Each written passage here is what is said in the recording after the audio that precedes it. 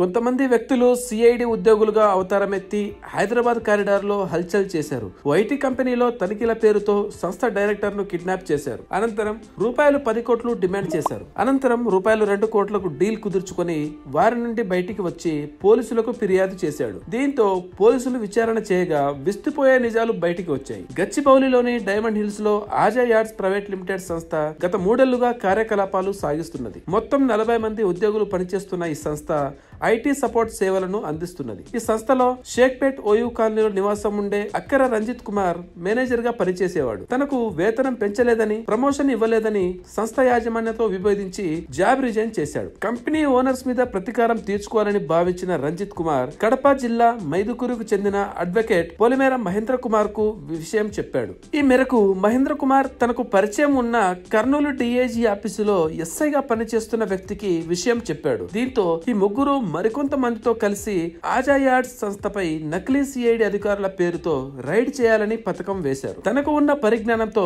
SI, CID cyber expert అధికారులుగా నకిలీ కార్డులను సృష్టించారు. జనవరి 26న అర్ధరాత్రి 1:30 ఆజా యార్డ్స్ సంస్థ మీద రైడ్ చేశారు. యుఎస్ క్లయింట్ నుంచి మినిస్ట్రీ ఆఫ్ హోమ్ అఫైర్స్ కు ఫిర్యాదు వచ్చిందని, తాము ఏపీ సిబిసిఐడి నుంచి వచ్చామని కార్యాలయంలో తనిఖీలు చేయాలని హడావిడి చేశారు. ఈ మేరకు సంస్థ డైరెక్టర్ ను పిలిచి ఏదో ఒకటి సెటిల్ చేసుకోవాలని సూచించాడు. అందుకు డైరెక్టర్ సరే అని చెప్పడంతో రూపాయలు 10 కోట్లు ఇవ్వాలని డిమాండ్ చేశారు. చివరికి 2,30,00,000 రూపాయలకు ఫైనల్ చేసుకోగా అప్పటికప్పుడు మేనేజర్ తో పాటు ఇతర ఉద్యోగులు సంస్థ బ్యాంకు ఖాతాల నుంచి 71,80,000 రూపాయలను పలు అకౌంట్లకు ట్రాన్స్ఫర్ చేయించుకున్నారు. మిగిలిన డబ్బు లేదని మేనేజర్ చెప్పడంతో సంస్థకు చెందిన 3 ఉద్యోగులను అక్కడి నుండి కిడ్నాప్ చేసి మాదాపూర్ లోని ఓ హోటల్ కి తీసుకెళ్లారు. అక్కడ ఉద్యోగులను ఓ గదిలో బంధించి వారి ఏటీఎం కార్డులను తీసుకుని వాటి ద్వారా మరో 2.5 లక్షలను డ్రా చేయడంతో పాటు 10 లక్షలను ఇతర అకౌంట్లకు ట్రాన్స్ఫర్ చేయించుకున్నారు. మిగిలిన డబ్బు కోసం డైరెక్టర్ల మీద ఒత్తిడి తీసుకురాగా